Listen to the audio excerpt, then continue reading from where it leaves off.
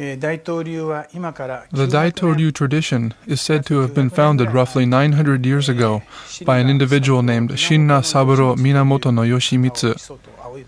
Yoshimitsu is said to have taken the name Daito from the place where he lived, the Daito no Yakata, in the Omi region.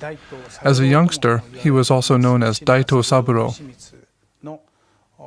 Shinra Saburo's descendants were linked through the ages to the Takeda clan in the Kai region of Japan, the same clan from which the famous warlord Takeda Shingen would eventually emerge. Daito-Ryu was passed down as a family jujutsu tradition, or kaden, within the Takeda family in Kai. When the remnants of that Takeda clan later resettled in the Aizu region, Daito-Ryu too went with them. Within the Aizu samurai culture, there also existed a system of etiquette called Oshiki-yuchi, meaning within the great threshold. This had been passed down through the generations until reaching the last elder counselor of the domain, Saigo Tanomo. Oshiki-yuchi and the Daito-Ryu tradition of the Takedas were both eventually learned by one Sōkaku Takeda, who would later become known as the interim restorer of Daito-Ryu.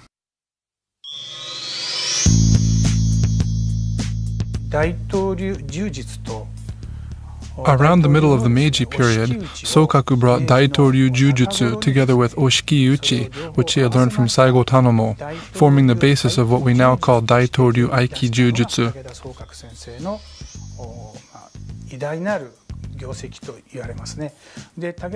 Sōkaku is said to have taught approximately 30,000 students during his lifetime. He never established a dojo of his own, preferring to travel around Japan, going off to teach wherever he was invited, often to various types of police and military organizations.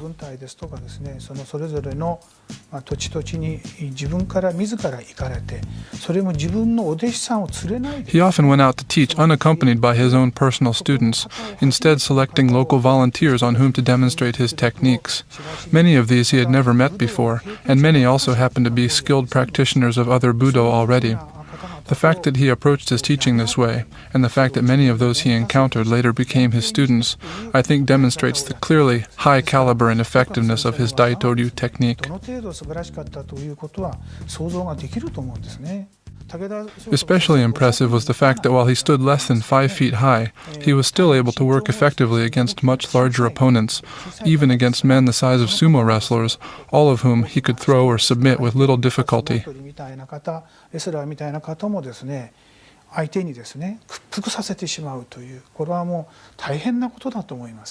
Sōkaku-sensei also seems to have been gifted with intense insight into human nature, to the extent that he could often intuit or predict things about people. For example, once when he had been invited to teach a police seminar, before beginning the lesson he suddenly turned to a particular individual and ordered him to leave the room. The police chief in charge naturally couldn't imagine why this man had been suddenly expelled. The reason apparently had nothing to do with any offense or breach of etiquette, but simply that Sōkaku had identified him as a potential troublemaker. And sure enough, a month or two later the same man, it became known, was found involved in some kind of scandal for which he had been dismissed from the police force. This sort of thing seems to have occurred many, many times throughout Sōkaku's teaching career, and one gets the impression of a man with extraordinary insight into people's characters.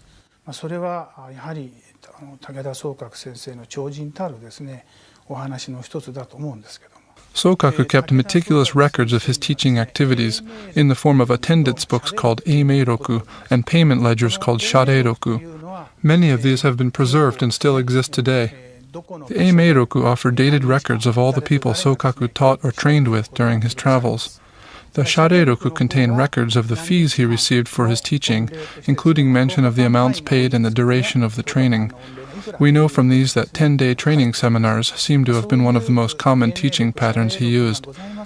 Sōkaku's Eimeiroku and Shareiroku have been largely preserved and together constitute a fairly clear record of his teaching activities.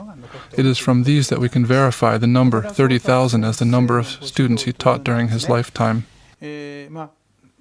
It's often been said that Sōkaku taught different things to different types of people, or that he adapted his teaching to suit the varying physiques and characters of different types of students. For example, if the student was tall or short, large or small, heavy or thin, muscular or slight of build, or a woman, and so on. That's what some have said, but given what we know of his character, I doubt he did that, or even that he could have done that. It's also often said that he would never teach the same technique twice for fear that if he showed things too clearly, people would figure out his techniques too easily. Now, a teacher known for that sort of mindset is not the sort to bother teaching 10 different things to 10 different people. I think what actually happened was that he simply demonstrated what he had to offer and told his students to take whatever they could get by watching. He allowed his students to steal his techniques, but he would never just give them away. I don't think he explained what he was doing very clearly. The result was that everybody learning from him interpreted what they saw somewhat differently. He didn't teach them differently, he simply demonstrated and let people get what they could from it. And that, I think, is largely the reason his various students ended up adopting so many different technical approaches.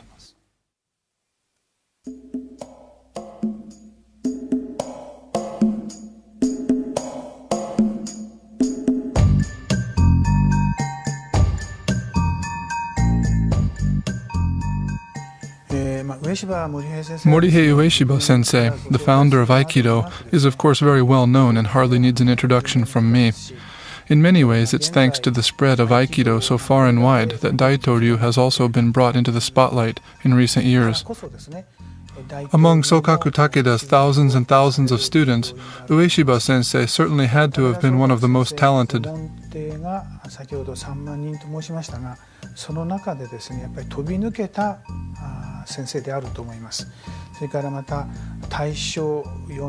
Ueshiba Sensei began his training under Sōkaku in 1915, and his name appears in the Daito-Ryu records up until 1931. Other sources suggest his activity as a Daito-Ryu practitioner may have continued even as late as 1935. In any case, the point is that he was one of Sōkaku's most long-term students, and I think he also received what was, at that time, the highest license offered by the Daito-Ryu tradition.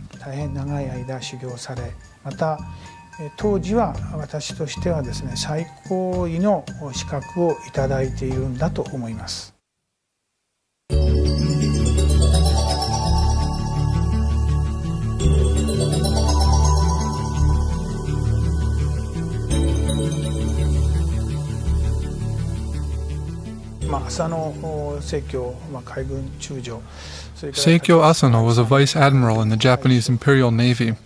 Isamu Takeshita was an admiral. Ueshiba Sensei at that time had opened a dojo called the Ueshiba Juku in the town of Ayabe. Asano was training there in Aikido very enthusiastically, and in that connection he took Ueshiba Sensei and also Inoue Sensei to introduce them to Admiral Takeshita and have them demonstrate their techniques for him.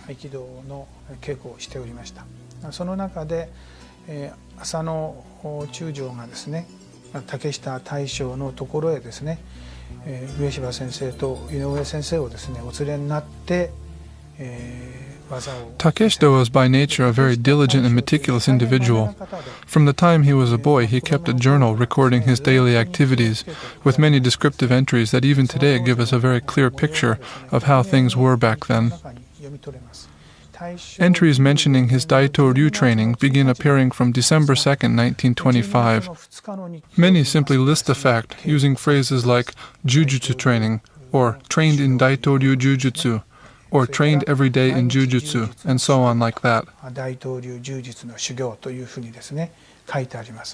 Takeshita also kept what he called Aiki-jūjutsu training notebooks, in which he recorded in great detail all of the techniques he learned and practiced during his Daito-Ryu training. These entries fill a total of 22 notebooks describing about 15,000 techniques. In addition to these, Takeshita also wrote down some of his more philosophical observations in a set of 3 other notebooks titled Ken no Maki, Kon no Maki, and Chi no Maki. Around 1942 or 1943, Takeshita was teaching martial arts at Seishin Women's College, which at that time was one of the nation's more prestigious schools for girls and young ladies. He was teaching them what we can assume were self-defense techniques for women, and from that time there remains a sort of textbook in which these teachings are shown in drawings. Besides their martial arts content, these drawings give us a very clear picture of some of the types of clothing worn by both men and women at that time. And so this book is actually a rather interesting historical document. 着ているものなんかがですね、克明に書かれておりますので、そういう面からも大変貴重な資料だと思います。それも現存しております。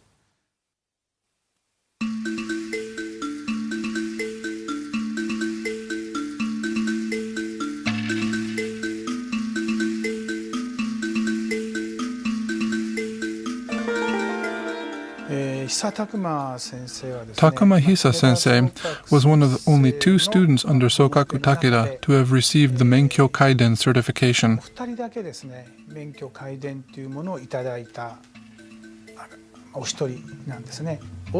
Hisa was an employee at the Asahi newspaper company in Osaka, and thus was active mostly in the Kansai area in western Japan.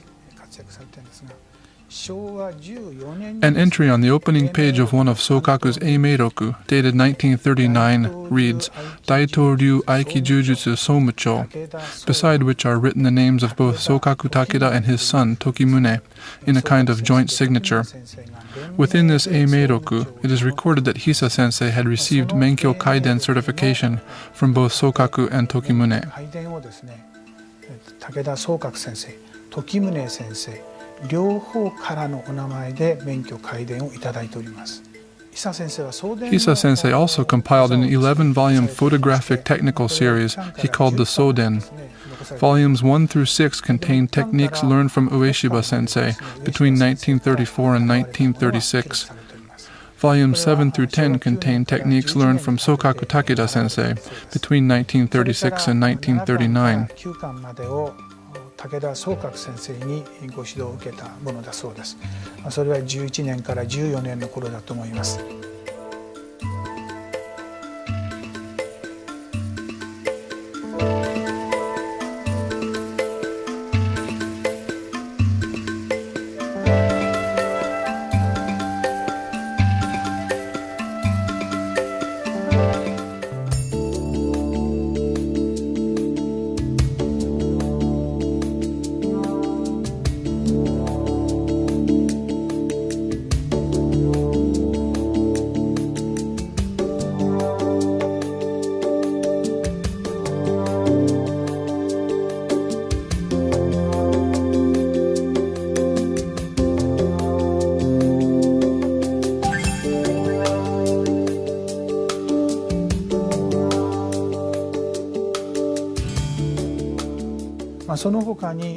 In addition to the photographic sequences compiled in the Soden, Hisa Sensei also wrote down elsewhere very clear detailed descriptions of how to perform many of the techniques he had learned.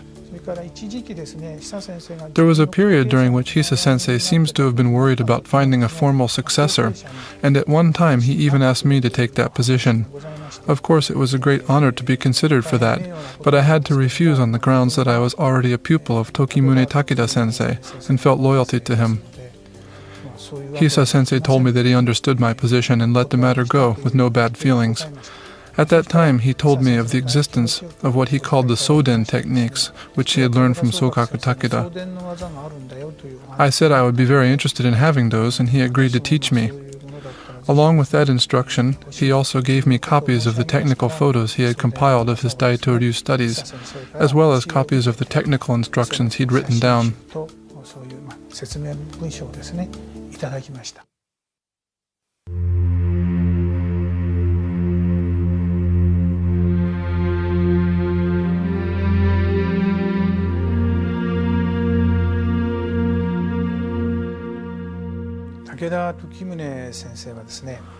Tokimune Takeda was born in 1916 in the town of Shimoyubetsu in Hokkaido in northern Japan, the third son of Sōkaku Takeda. Even as a young boy, he received strict training from his father. He recounted to me, for example, that his father used to send him outside during the winter, toss a saw out behind him, and slam shut the doors to the house. Now, being Hokkaido, it was of course extremely cold outside, well below freezing, and to keep warm the young Tokimune had no choice but to start sawing wooden logs that were piled there. Besides making him tough in general, this kind of exercise also ensured that he developed strong legs and hips, which of course are essential for any martial artist.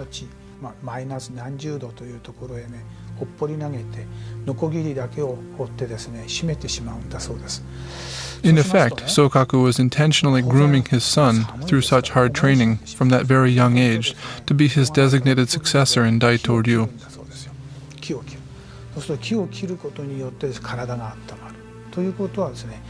Tokimune's actual training in Daito-Ryu started, I believe, around 1925, and it was about 14 years later, in 1939, that he eventually received the title of Somucho, or General Director, from his father.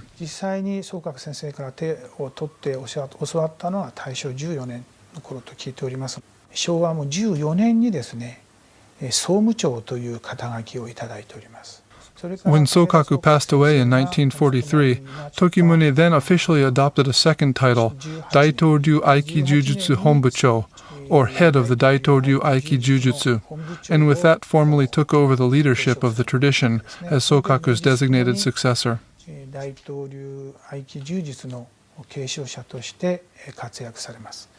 それで昭和29年に Unlike his father, who had never settled down to teach Daito-Ryu in any one place, in 1954 Tokimune established a permanent dojo, which he set up at first in the converted warehouse of a fisheries company.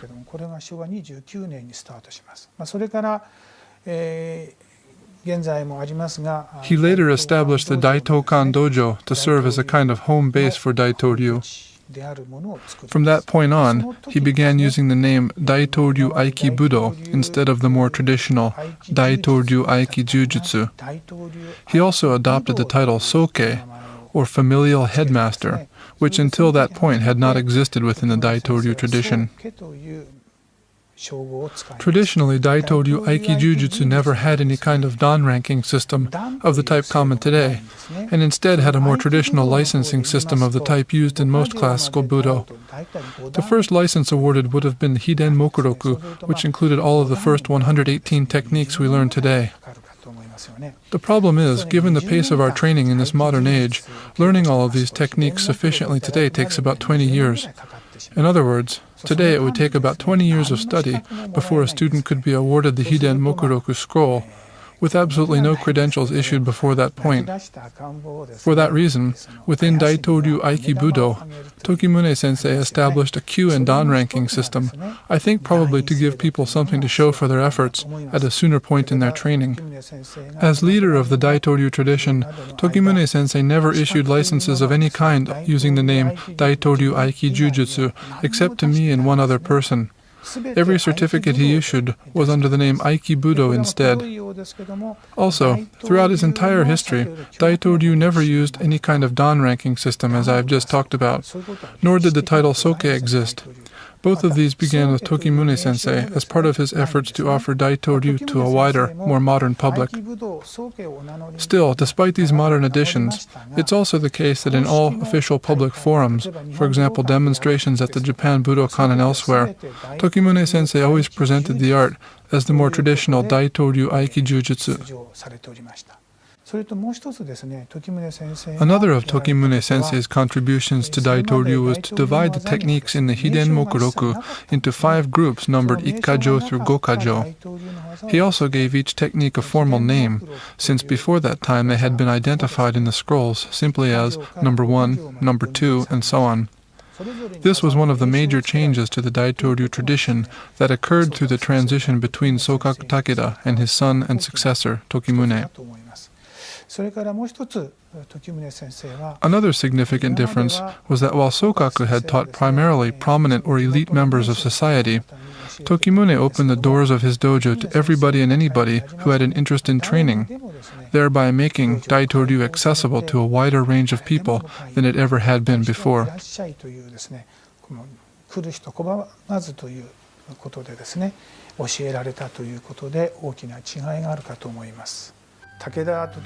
Although he never really showed it, Tokimune-sensei was a very hard worker, both in terms of his dedication to the Daito-Ryu tradition and in his constant efforts to train and forge himself through that tradition. Physically, these efforts could be seen in the thick calluses on both index fingers, not to mention his amazingly strong hands and arms, both the result of his years of constant hard training. In many ways, Tokimune also continued many of the same teaching methods used by his father. This included teaching many techniques in a way that would not reveal the true essence. His view was that a fair proportion of students would eventually leave the dojo and stop training in Daito-Ryu for whatever reasons. This, he felt, would cause the Daito-Ryu tradition to flow away and become diluted. For that reason, he often avoided teaching the true essence of things, so that Daito-Ryu would remain as intact as possible. I'll give you an example. Tokimune sensei used to hold special seminars once a year in Abashiri, where people could learn directly from him.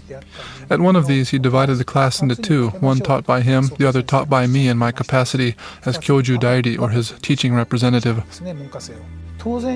Naturally, I went to him the evening before to ask what material I should cover and how I should teach it. I was surprised by some of his orders, though, about how to teach some of the techniques, because they were not what I had learned from him. The technique Ippondori, for example. At the Daitokan dojo, he apparently taught students to do Ippondori by catching the arm in front of their head, like a block. But he had instructed me specifically not to do it that way, not to stop the attack like a block, and instead to move in on the attacker before he could complete his movement. Or I should say that I too was taught to stop the attack with a block first, but later on, when I questioned him about this, he suddenly changed the technique and told me to do it a different way, which was to move in and break the opponent's balance quickly at the moment of contact. That's what he had taught me, so I asked him if that's how I should teach the students at the seminar, and to my surprise he said, "No, don't teach that." Basically, he was doing the same thing that Sōkaku had been doing by not teaching the same technique twice. That is to say, he was deliberately obscuring the real meaning or essence of his techniques. It was only after you put in your time training, came up with questions, and approached him with the right kinds of questions that he would finally teach you the right thing. Through the quality of his students' questions, he judged their level and progress, and ability or lack of it, and according to that level, he would change the way he taught that person.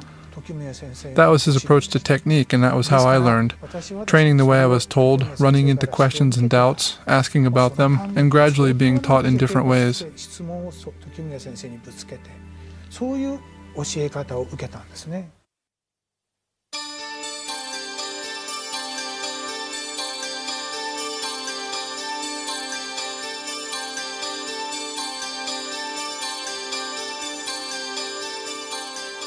I was born in 1945 near the end of the war in Tokyo.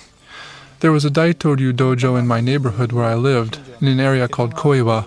It was called the Shin'eikan, operated by a teacher named Tsunejiro Hosono, who had been a high-level student of Sōkaku Takeda.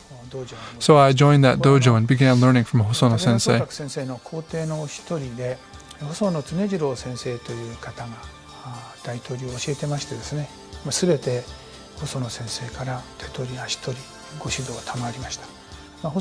Hosono sensei was a very warm individual, very gentle and mild-mannered for what you might expect of a Budo man, the kind of person who was always doing things for other people.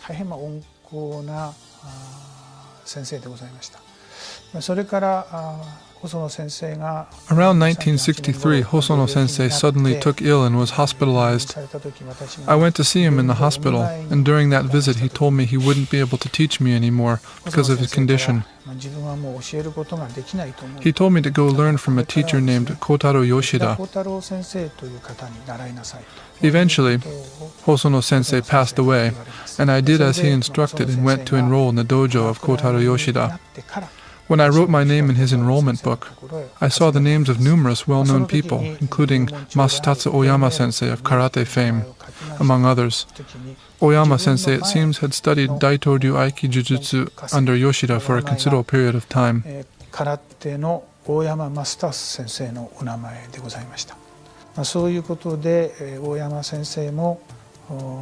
Daito-Ryu Aikijujutsu を習われ、また相当で習われたみたいですね。それから当時吉田幸太郎先生は Yoshida sensei was paralyzed on his left side, although he had no problem speaking. He taught me by telling me what to do and demonstrating with his right hand. One thing that was unusual was that he would charge a certain fee for each technique he taught.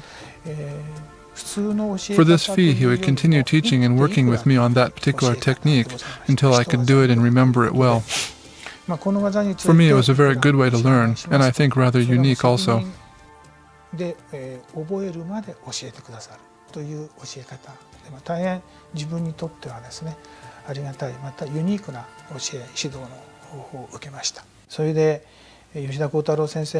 Eventually, Yoshida-sensei told me he had taught me about as much as he was able to given his physical condition. He said that if I wanted to continue, I should go to train with a teacher named Tokimune Takeda, living in the city of Abashiri in Hokkaido, and he gave me an introduction to do so.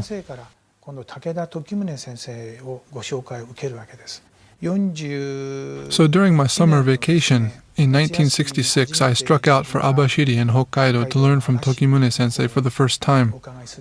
I stayed there for about a month that first visit, and during that time, I truly began to doubt myself, to wonder what all of my training up to that point had been about. I hadn't realized it, but there were so many things wrong with my technique and everything else. I felt this very keenly as he began correcting absolutely everything about my Daito-Ryu, starting even with very basic items. The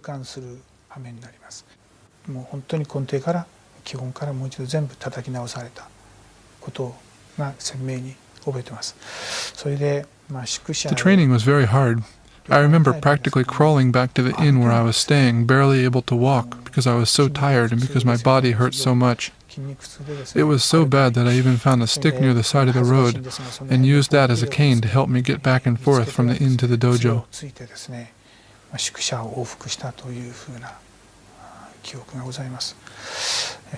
I remember laying in bed every night feeling absolutely terrible about my lack of ability and ashamed at how good for nothing I was.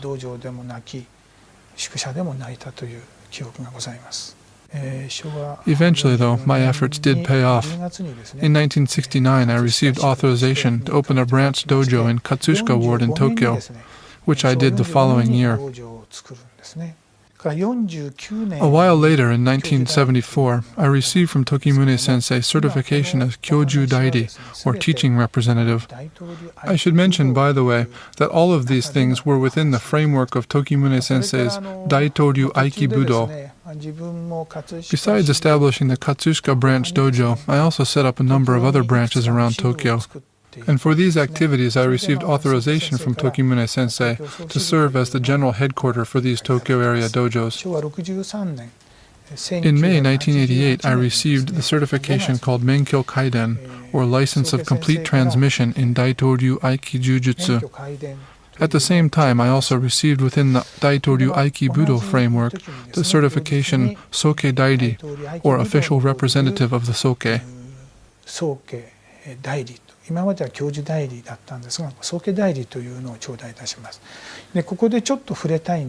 Something I'd like to touch on here is that the Menkyo Kaiden I received is not for Daito-Ryu Aikibudo, but rather within the framework of Daito-Ryu Aikijujutsu. At the time, I held the title of Daito-Ryu Aikibudo Tokyo So Shibucho, that is the general director of all of the Tokyo branch dojos. But the Menkyo Kaiden I received from Tokimune-sensei indicated that all the techniques he had taught me were to be considered within the Daito-Ryu Aikijujutsu framework, that is, not the Aikibudo framework. And to validate this, he signed and chopped the certificate using the title Daito-Ryu Aikijujutsu Somucho, Takeda Tokimune, as opposed to the title Soke, which had been his modern Aikibudo equivalent.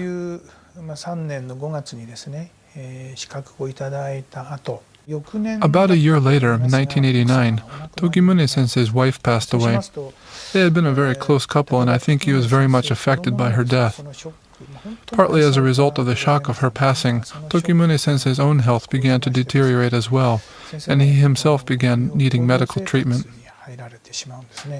Now, in that situation, Tokimune's pupils all should have come together to support the Daito-Ryu tradition to ensure its continuance. As it happened, though, a number of them decided to split from the group and even submitted signed forms indicating their resignation from the Daito-kan dojo and their intention to depart from under the tutelage of the Soke. In effect, these were a statement of resignation and withdrawal from participation in the Daito-Ryu tradition as taught by Tokimune-sensei. In 1994, feeling that the Daito-Ryu tradition was in danger of falling into disarray, the remaining heads of all the branch dojos around Japan held a meeting with the intention of restoring some sort of unity to the group. At that meeting, I was asked to take on the positions of Honbucho and Somucho, and so I formally adopted these titles, and in effect the leadership of the Daito Ryu Aikijujutsu tradition. That took place in September of that year, 1994.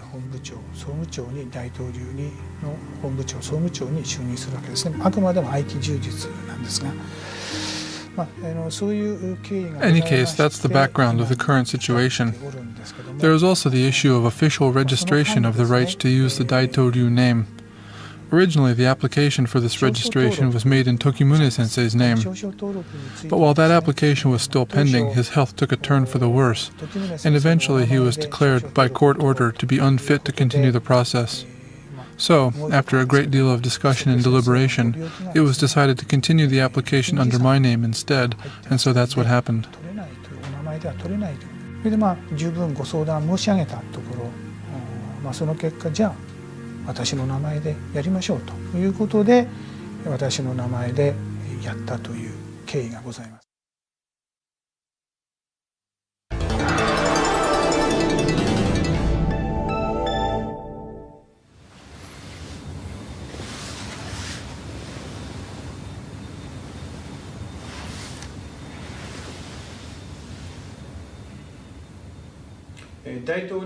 Now I would like to give some explanation about the procedures for etiquette used in Daito-Ryu. You may have noticed some slight differences in the ways I and Amano Shihan across from me just bowed to one another.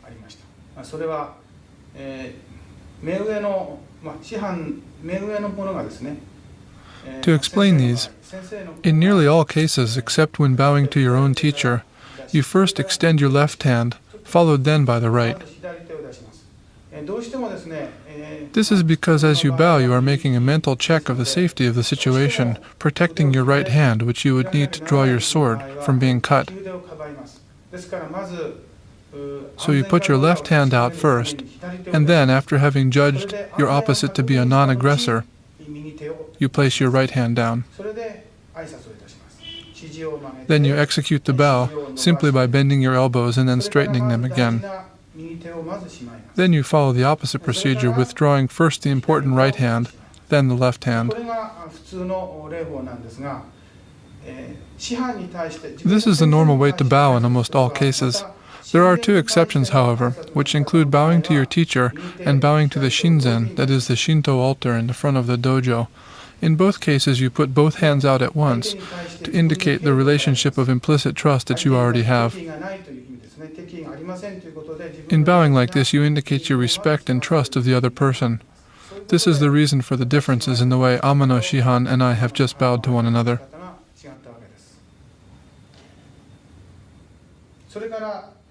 You will also notice that both of us have placed our swords at our right sides as opposed to at our left sides. This is because in traditional thinking, placing your sword to your right side would allow you to draw it at any time. Therefore, to indicate that you have no aggressive intentions, you put your sword to your right, where it was less easy to draw.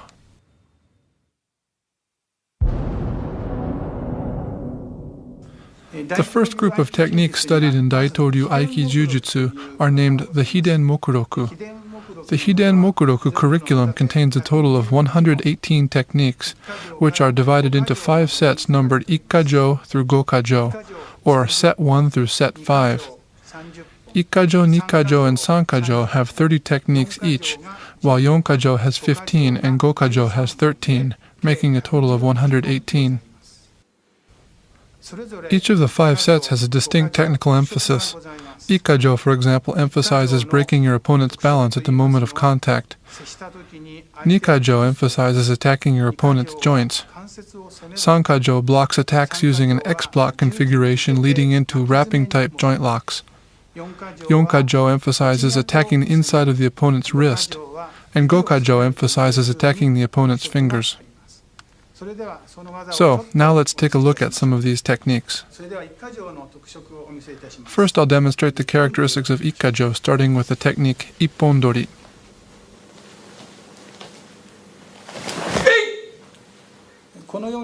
As you can see here, I break his balance the instant we come into contact. Once more. Next, Gyaku Udedori.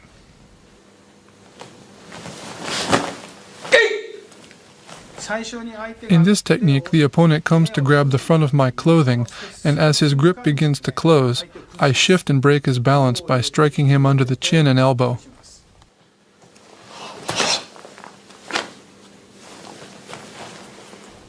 Next, Kuruma Daoshi.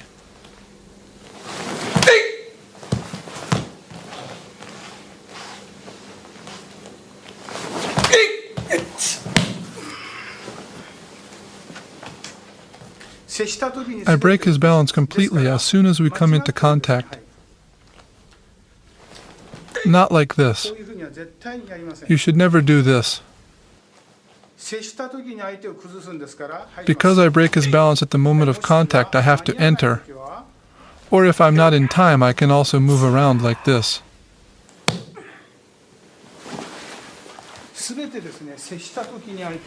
In all cases, I break his balance right at the moment of contact and not later.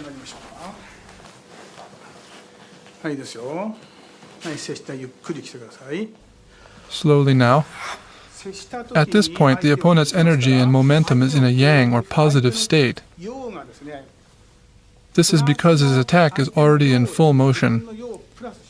So I shift a bit, and to that energy I add my own yang or positive energy, and in that way break his balance.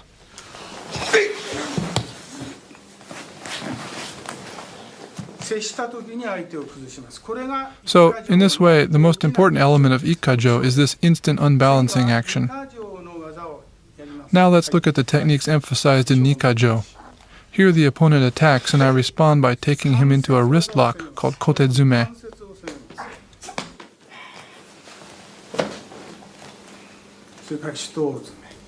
Next, Shitozume. Here again I used another kind of wrist lock. Moving on to Sankajo, or the third set, I respond to his attack with a cross block. Stopping the attack like this differs from the rule in Ikkajo, where we learn to break the opponent's balance instantly. In Sankajo we stop his attack,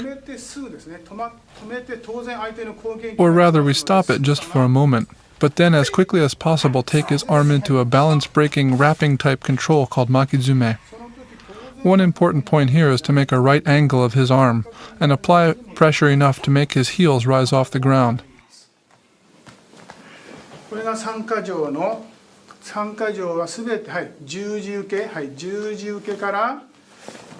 This method of starting from a cross block and moving into a wrapping type control is the emphasis of the Sankajo set.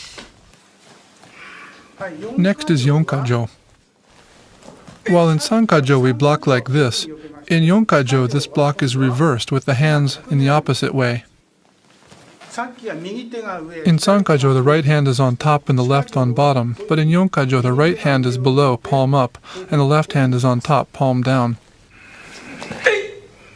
At this point you control the opponent at the inside of his wrist and forearm, and use this control to throw.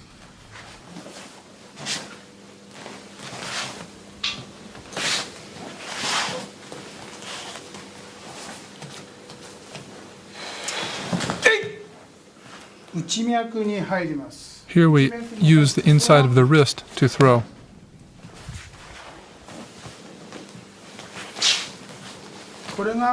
This is the technical emphasis of Yonkajo. Finally, in Gokajo, we emphasize attacks to the opponent's fingers.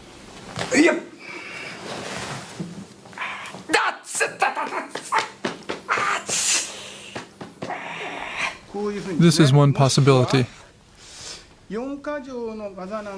Here is another. This is a Yonkajo technique, but it foreshadows other techniques in Gokajo that use the back of the wrist to attack the opponent's fingers, like this.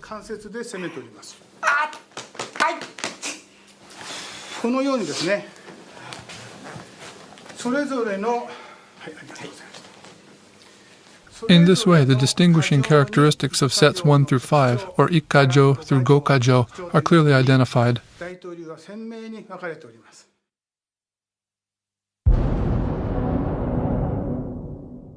The first three sets of the Hiden Mokuroku, that is, Ikkajo through Sankajo, are further divided into four types of techniques. These include seated, standing, half-seated, half-standing, and rear techniques. In Japanese, these are called Idori, Tachiai, Hanza Handachi, and Ushiro Dori. Idori techniques are done while seated against an attacker who is also seated. Hanza Handachi techniques are done while seated against an attacker who is standing. Tachiai techniques are done standing against an attacker who is also standing. And finally, Ushiro Dori techniques are those done against an attacker who attacks from behind.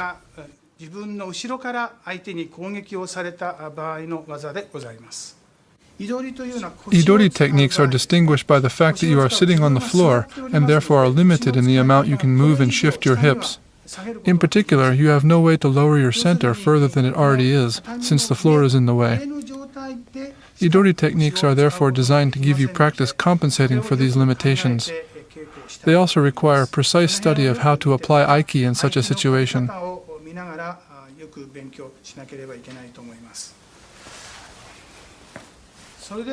So now let me demonstrate a few techniques that illustrate the body movement and application of Aiki used in Idori techniques.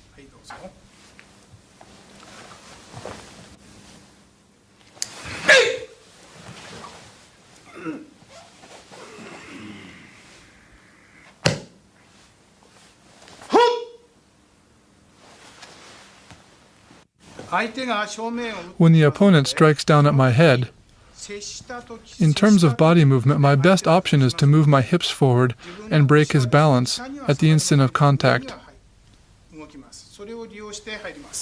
like this.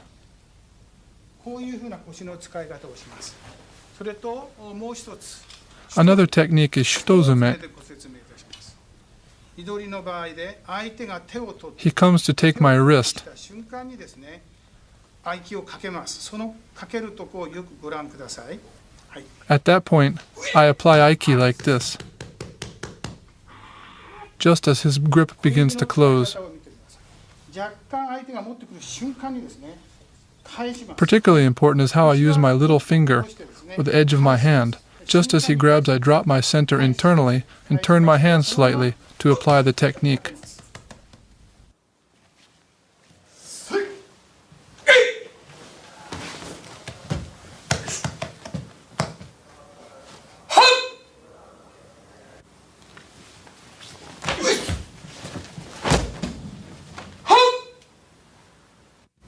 For the purposes of illustration, I'll do a technique which actually is not in the Daito-Ryu basic curriculum. This is Hanza Handachi Ippondori. In other words, sitting, doing Ippondori against a standing attack. Back in the Edo period, I'm sure there must have been some situations in which a standing attacker would attack a sitting opponent. Probably this sort of thing doesn't exist now, but the same physical relationship would be true when dealing with a much taller opponent. And for that reason, I think practicing Hanza Handachi techniques has uses even in modern times.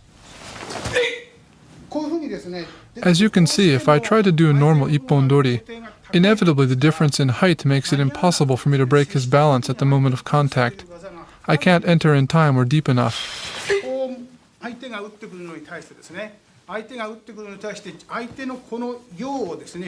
But what I can do is take advantage of his attacking energy, shifting to let it pass,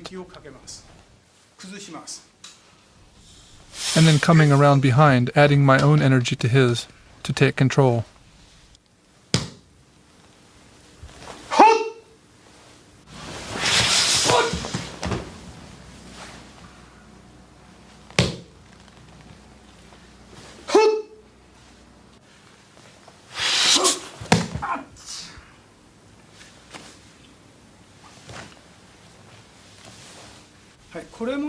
In shitozume too, allowing the opponent to complete his attack in a stable, solid position, for example by extending your hands like this so that he can grab without bending down, this gives him the advantage.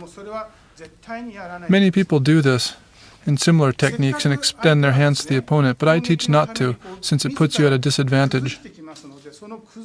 Instead, allow your opponent to break his own balance slightly, as he will generally do. This gives you an opportunity to then amplify the unbalance and apply your technique.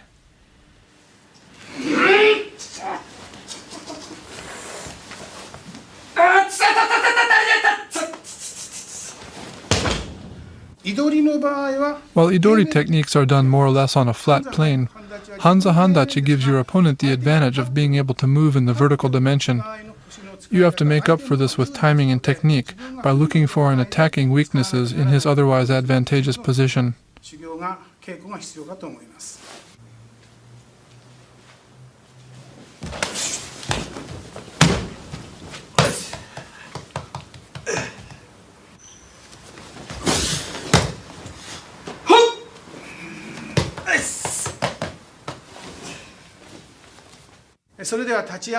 Now let's take a look at some Tachi-ai applications.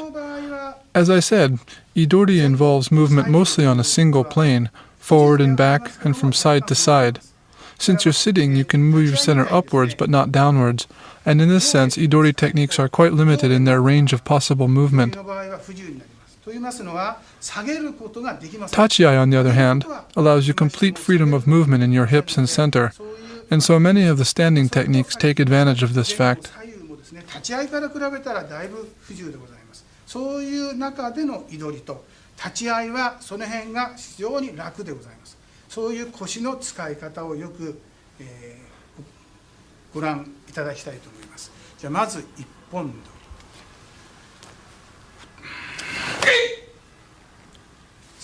At the moment we come into contact, I break his balance.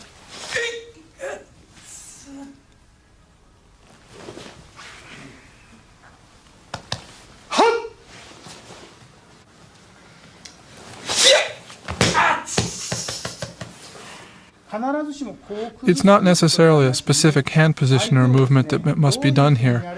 The point rather is to figure out how best to break your opponent's balance, and also how to affect the position of his joints, using the movement of your hips and the shifting of your body.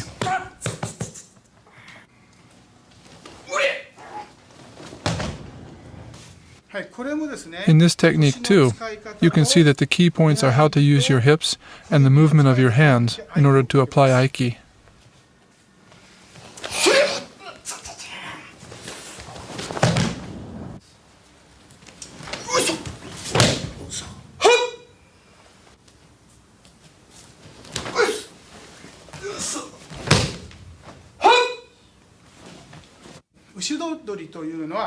Ushido Dori, as the name suggests, deals with attacks coming from the rear. One of the main reasons to practice this kind of attack from the rear is to train your power of discernment, perception, and prediction, that is, the ability to sense what is going to happen before it actually does happen. Ushido Dori is not just techniques against attacks that happen to come from behind, rather it is the practice of these deeper kinds of skills of perception and intuition.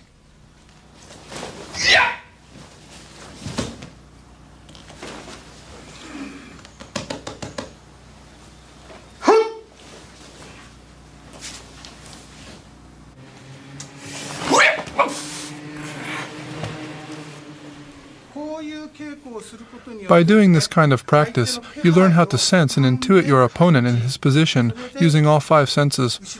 You have to consider this kind of sensing as an integral part of Ushido Dori technique. This is the inherent meaning in Ushido Dori training, and without attention to this kind of thing, there will be little point in practicing it.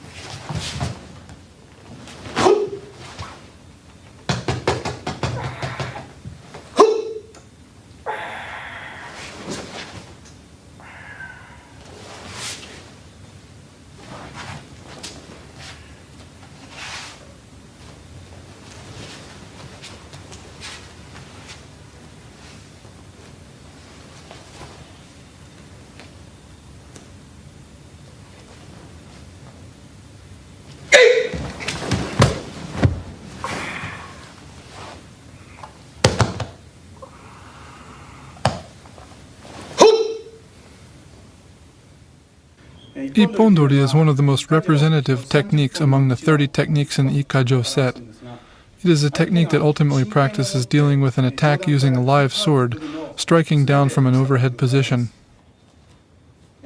In our practice, our opponent uses the blade of his hand to indicate the cut with the sword. Therefore, because you have to think of this hand as representing a blade, blocking like this would not be effective. Even in the empty-handed technique, you would be overwhelmed by his power, so you have to break his attack before this point, like this.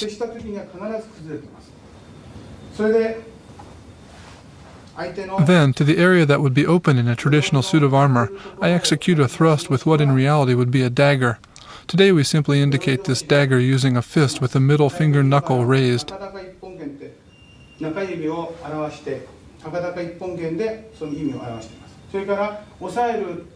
At the same time, I also control his arm by keeping a firm grip on the vital point just below his elbow, like this. Then, without raising my hips, I bring him down under my center. It's important that I bring him all the way down under my center, completely. If I don't, he'll be able to stand up and counterattack. So it's essential to break his posture completely.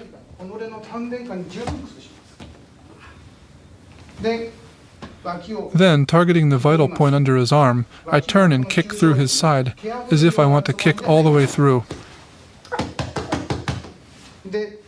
Then I continue pinning him by applying pressure to the outside of his wrist as part of the pin. Then I execute a finishing strike, making sure that my hand is fully open and above my head. This hand position represents the use of a short sword.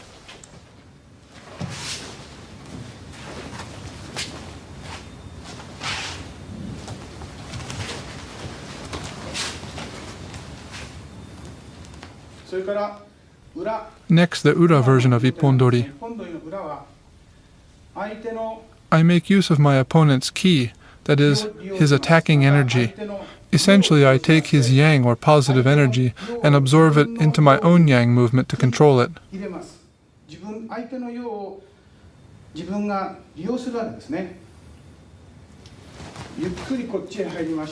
I let his aggressive energy go past without trying to block it, and use that energy to turn him down and around. I let him pass and turn him down and around like this.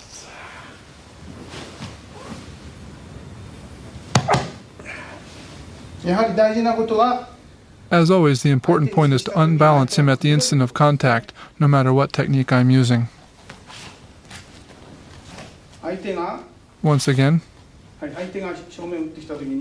he strikes to my head, and I bring him down and around.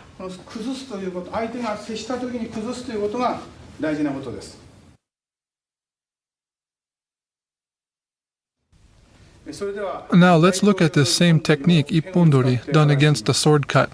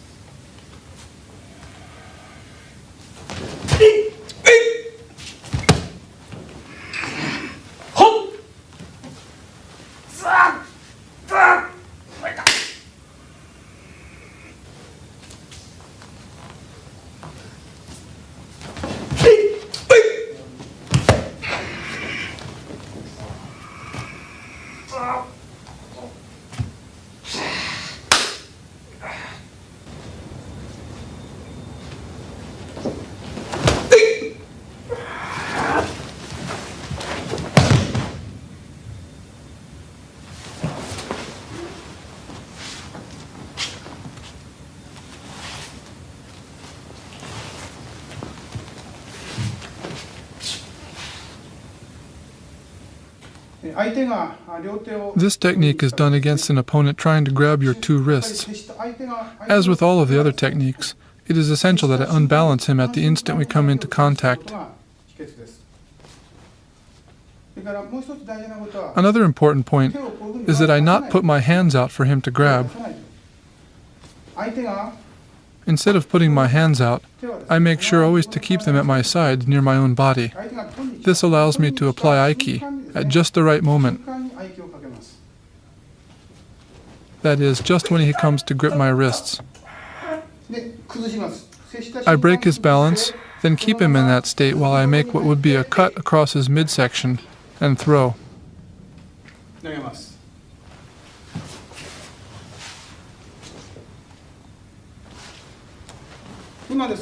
I should also mention that in doing this technique I am loosening my grip a little bit so that he can take a fall safely.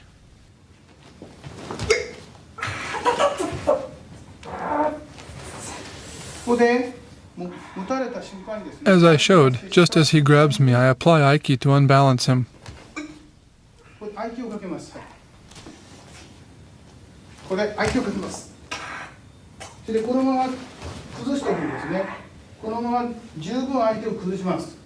I keep him unbalanced all the way through.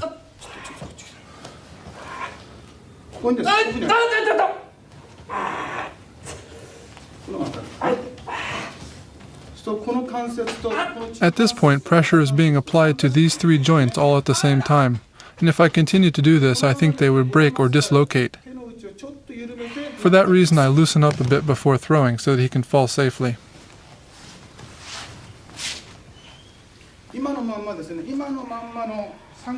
If I were to throw with all three of his joints locked like this, some or all of them would be completely dislocated.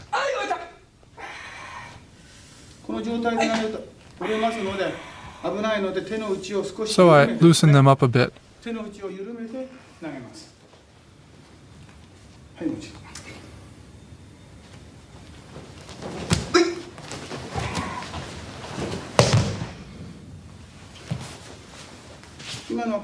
As you can see, I loosened the pressure on all of his joints as I threw him.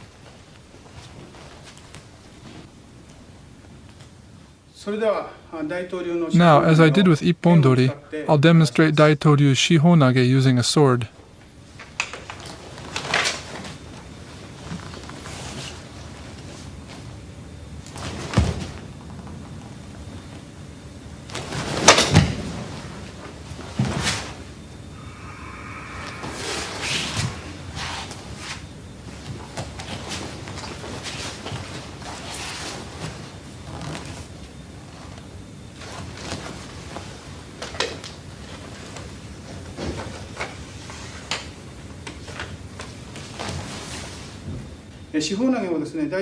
Daito-Ryu actually contains a number of different Shihonage techniques, or patterns, and I'll show just one of them here.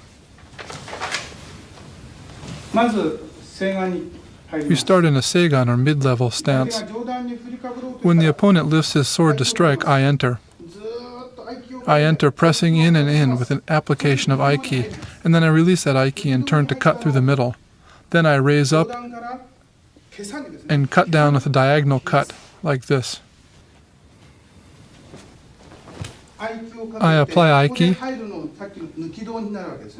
then move across the opponent's midsection, turn and raise up as if with raising a sword,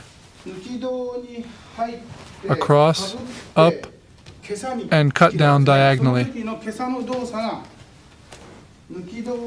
Across the middle, up, turn, and cut diagonally.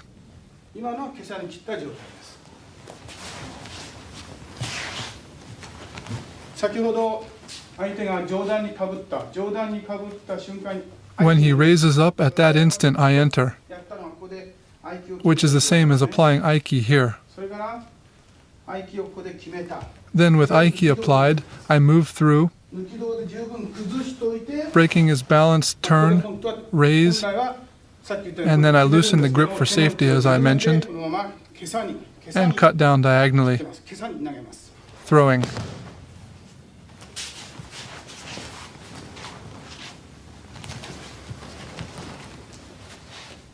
This is of course only a kata or a form, so it probably looks rather stiff and rigid. In actual application, of course, this kind of technique would have much more flow to it.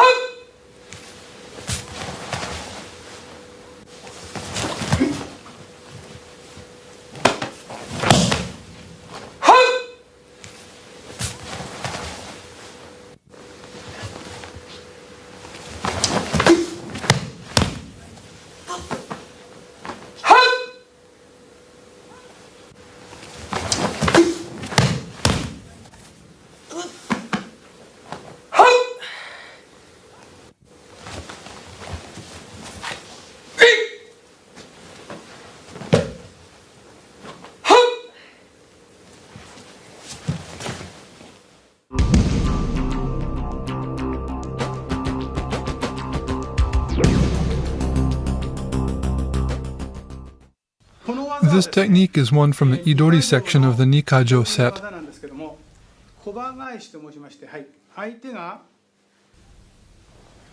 When the opponent comes to grab your wrists, you perceive this and immediately launch a distracting counterattack.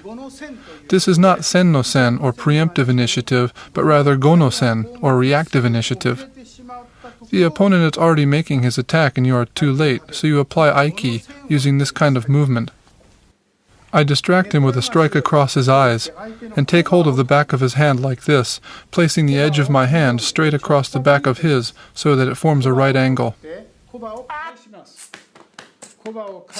Then I turn his hand over and bring him down to the floor, in such a way that all his weight falls onto the line of his arm.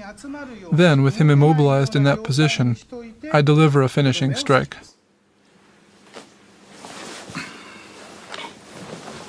While this is a very simple technique, I think it has a great deal of depth, and so it is one that needs to be practiced carefully and with clear attention to detail.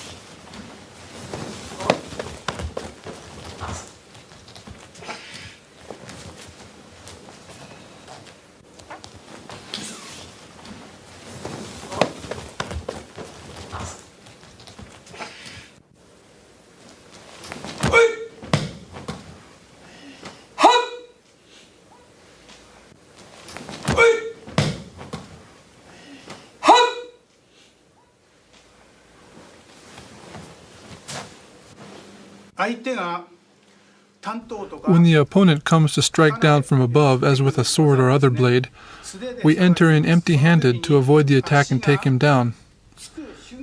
The key here is to time your movement to coincide exactly with the instant he is putting his foot down, and sweep his foot at that moment.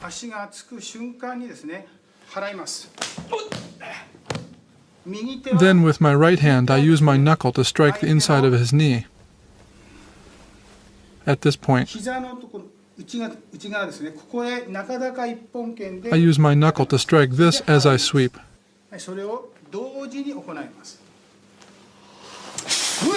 I put these two motions together. Then I turn his leg over immediately so that he can't kick. Then I put a final strike to his groin.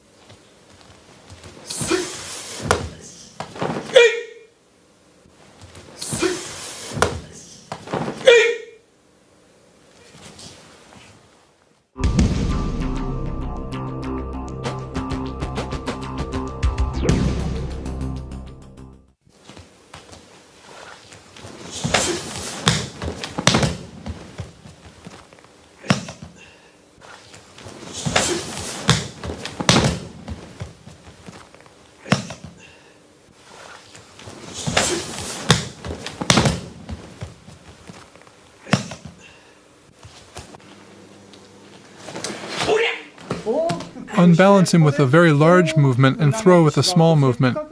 You've already taken his balance here, and using a large movement like this to throw will let him regain that balance and possibly counterattack.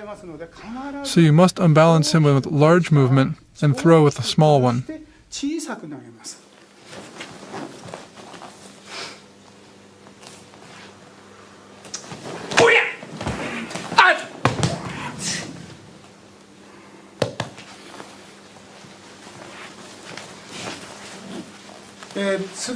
One point all of these techniques have in common is to continue the unbalancing motion throughout, and this is very important.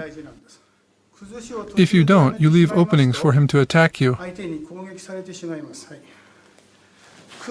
Continue unbalancing from here, and then, keeping him in that state, throw.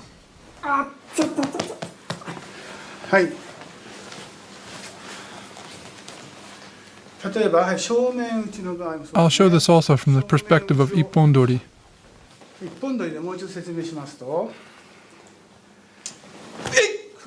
You can see here how I keep unbalancing him all the way down.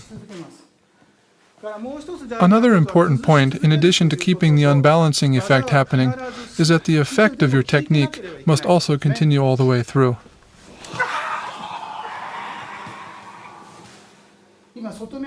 In this case, I'm applying pressure against the outside of his wrist and also locking his elbow joint.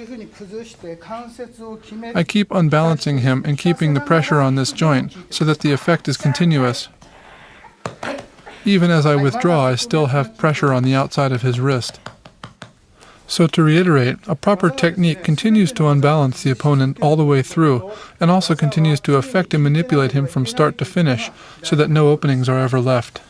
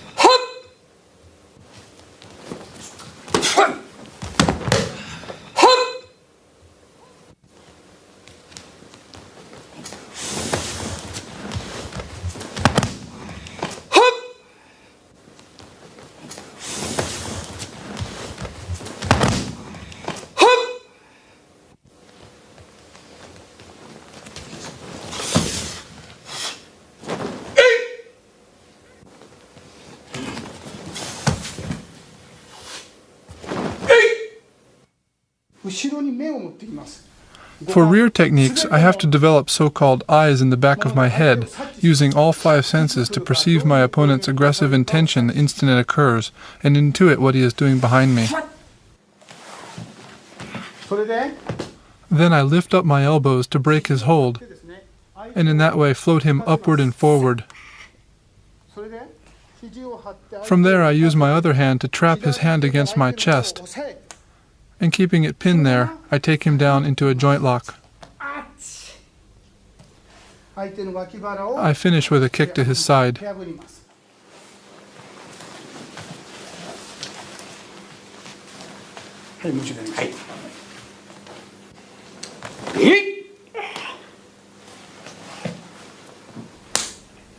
With my left hand, I pin his hand to my chest, raising my elbow, then turn my arm and shoulder over to bring him down, taking him into a wrist lock, which I apply by cutting with my little fingers and pressing with my thumbs.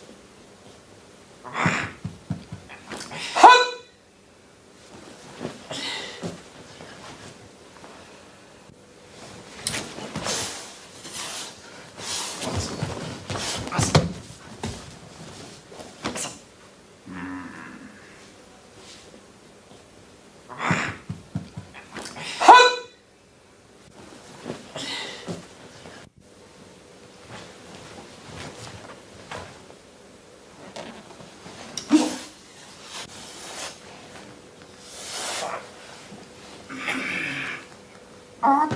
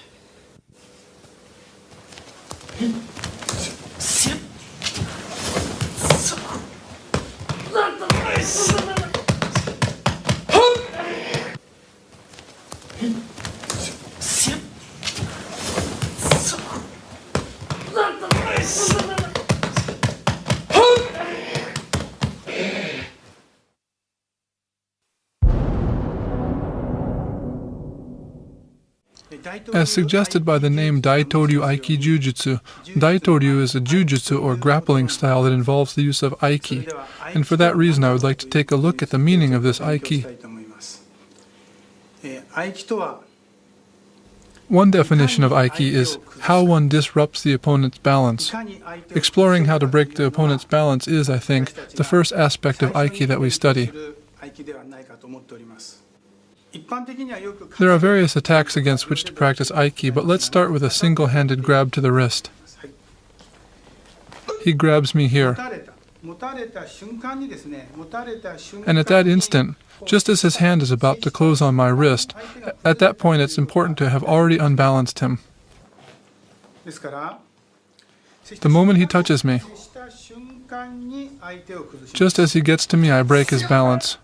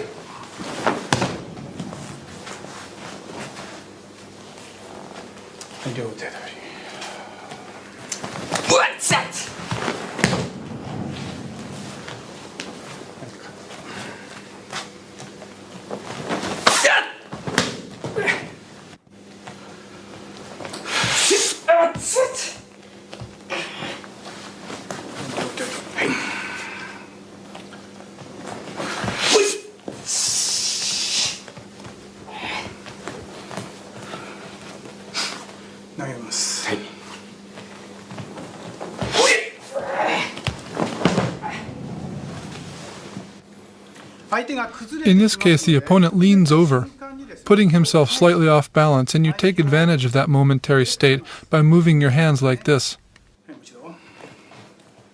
If you extend your hand, he can grab it from a stable position, so keep your hand down here, in this position. Then use the momentary opening to unseat his balance. At this point, then you can go into any technique you want.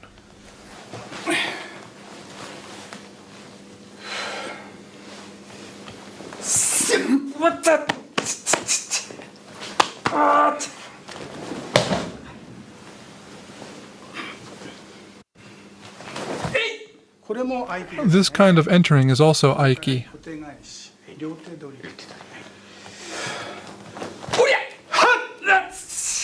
And so is this.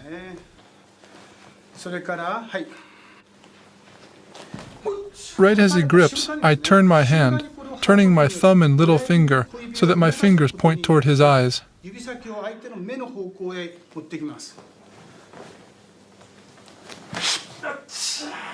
This allows me to apply Aiki effectively, turning the thumb and little finger. Without turning the thumb and little finger, his arm will simply bend, so I use the turning of my hand to make his arm straighten.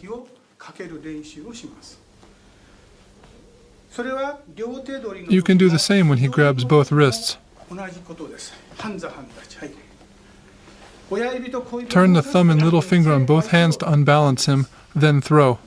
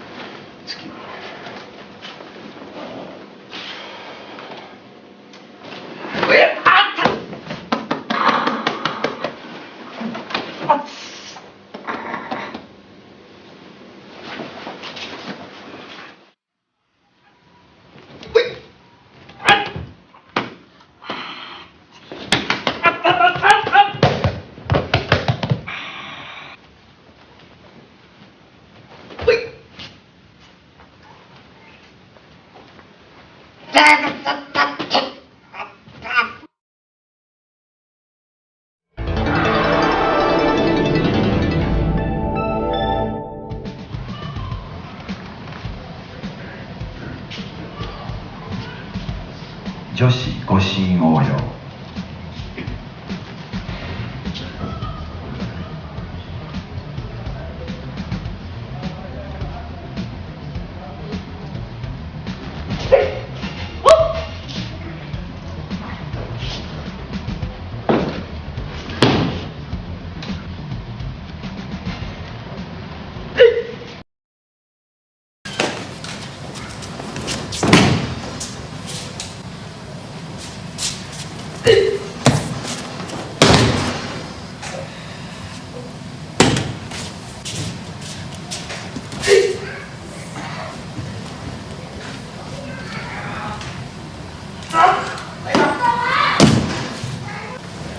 合気武道の法形の中には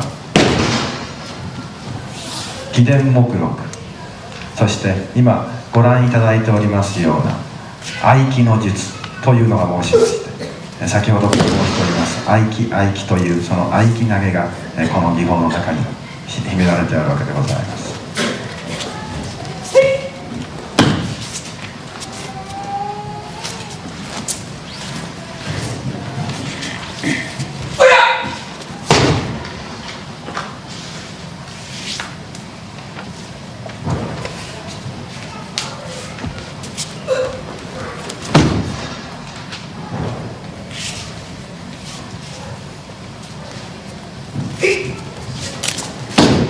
本来大東流の大は大中小の大にして全てを包含する絶対の大でございます。また大は始めとも読み、また小さな始まりより絶対大に至る大きさを表すものでございます。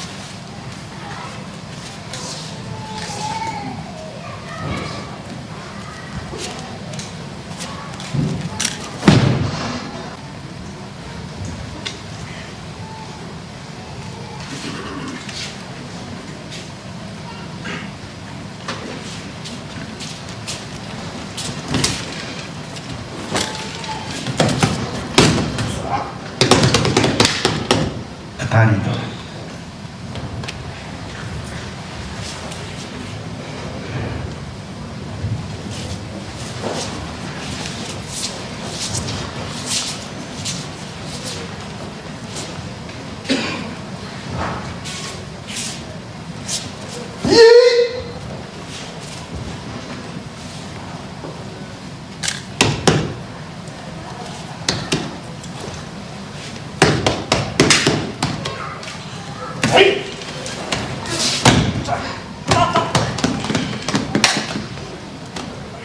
大東流合気武道には秘伝目録1か条から5か条118本裏表、合気の術裏表、秘伝奥義、秘奥義、ご神用の手84本、解釈送伝、回伝のこと88本と各種の技がございます。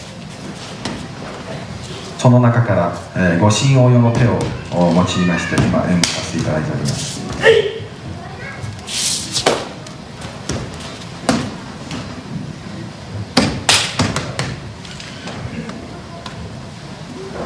現在大統領の中では武田時宗先生より、免許皆伝をいただいたただ一人の人物で現在演武されております、近藤宗家代理は、宗家時宗先生より、免許皆伝をいただいておりますただ一人の人物でございます。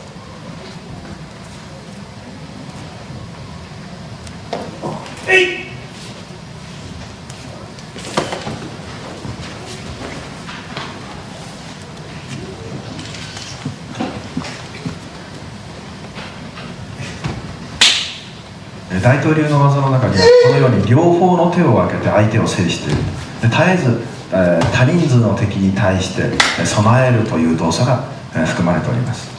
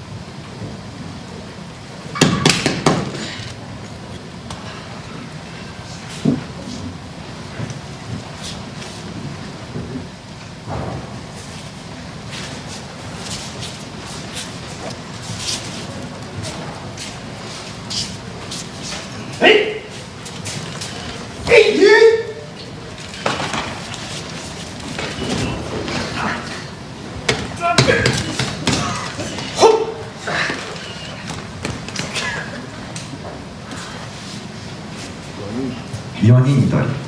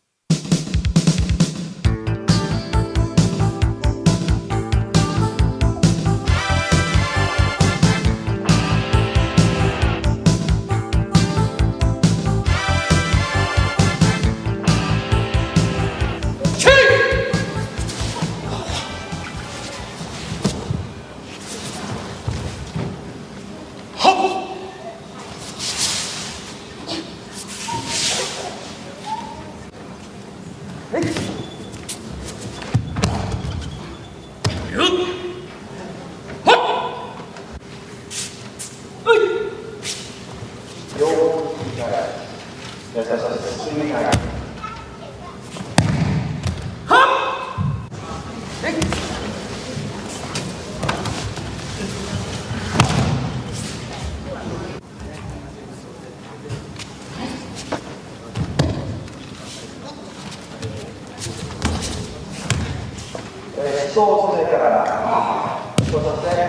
長田でございます。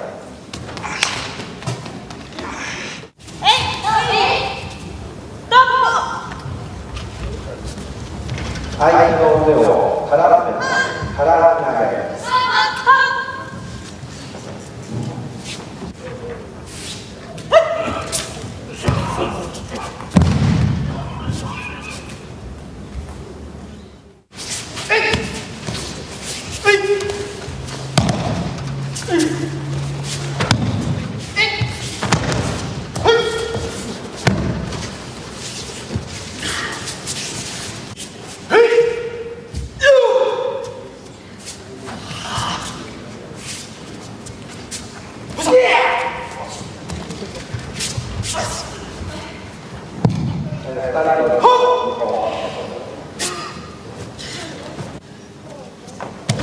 ラドリが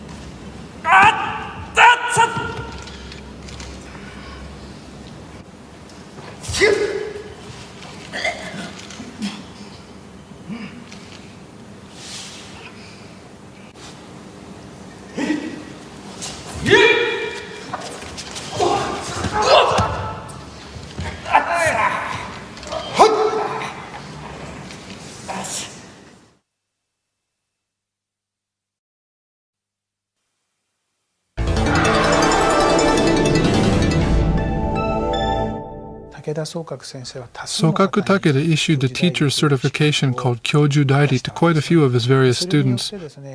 For that reason, today there are so many different individuals and groups claiming to teach Daito-Ryu that it's difficult for people to distinguish between them or know who is teaching what. Probably that was one reason Tokimune-sensei chose to award Kyōju Dairi certification to only 2 people, myself and a Mr. Shinpachi Suzuki. Mr. Suzuki passed away at an early age, which means that I am now the only one of Tokimune-sensei's pupils to hold this certification. Daito-Ryu Tokimune-senseiの門下で教授代理をいただいたのは私一人になってしまったわけですね。そういうふうなことがございまして。I think because Tokimune-sensei was concerned about the leadership of Daito-Ryu in the future, he actually didn't want to give out too many Kyōju Dairi licenses. He knew if he did it would lead to chaos and confusion within the Daito-Ryu tradition. Now, because Daito-Ryu has come down through the ages as a family tradition within the Takeda family, the most ideal course of succession would have been for a member of that family to inherit and continue the tradition.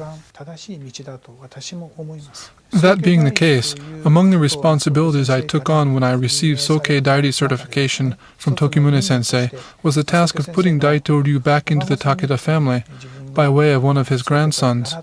This would involve me teaching everything I had learned about Daito-Ryu to that grandson, and I was ready to do that, to act as a kind of bridge to transfer Daito-Ryu from one generation to the next.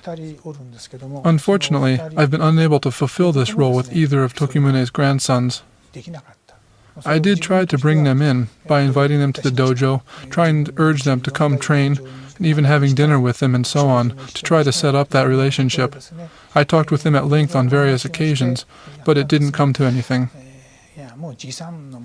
They even said things to me like, "I've already read my grandfather's Menkyo Kaiden scrolls, so that's enough," and things like that. I was fairly shocked by that attitude. What it means is that the transmission of Daito-Ryu within the bloodline of the Takeda family has come to an end, at least as far as its technical content is concerned, because that technical content has not been inherited by any member of the Takeda family. I sometimes wonder if my own efforts in this matter were insufficient, if I should have tried to do more to convince the parties involved. I don't really know, but in any case, the situation has ended up as I've just described.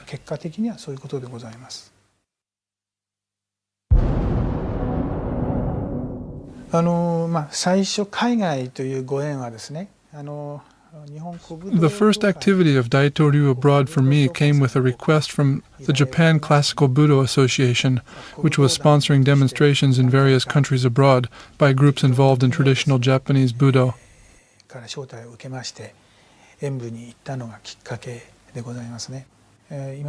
As for qualified teachers abroad, a student of mine named Mark Sumi, who trained with me as an uchideshi for about 9 years, has relocated to Los Angeles. Also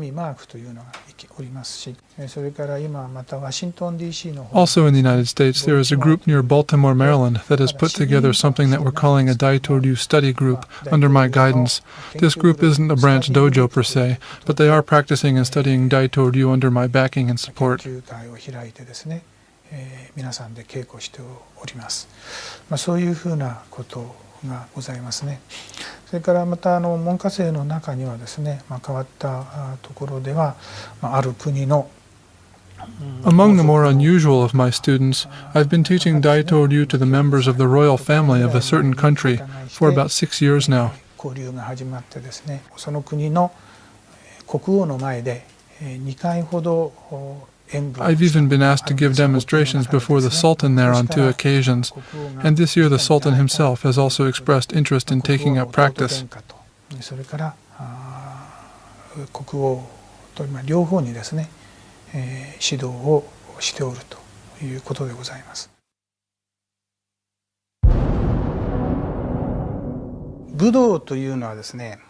In my view, Budo is part of what we call culture. Now, Japan has changed a great deal in our modern times, but I think that Budo is one of the few areas in which we can still find the traditional spirit of Japanese culture.